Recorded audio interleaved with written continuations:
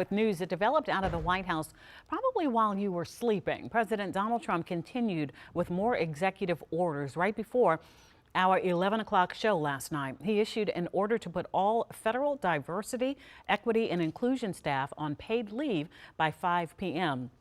That's this evening. Now, this memo also directs agencies to submit a plan by the end of the month, which is next Friday, to lay off these staff members. This is just one of the many executive orders. Again, it's the end of the month. This is just one of the many executive orders targeting the federal workforce. And Jess Arnold spoke with an expert about some of the others, and Jess is in studio now. So, Jess, you looked into the order on returning to work.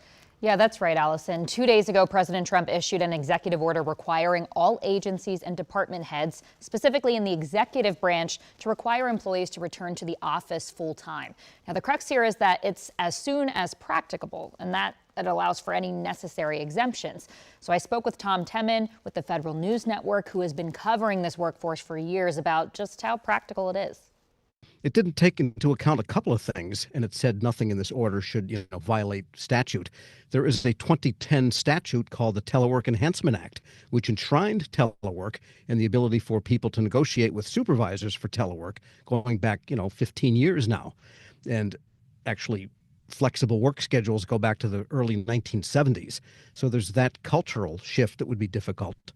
And also the fact that for many federal employees with disabilities, and that includes thousands and thousands of veterans, telework or working from home can be an acceptable form of accommodation, and accommodation is also required under statute.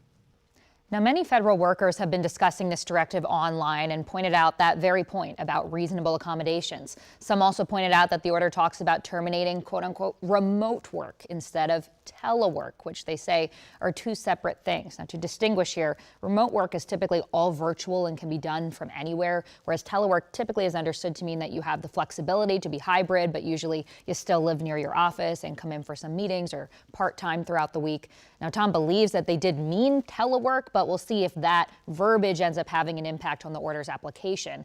Now, he also points out that space could be an issue, saying office buildings have been consolidated since the start of the pandemic 5 years ago, so there likely isn't even enough space to bring everybody back into the office.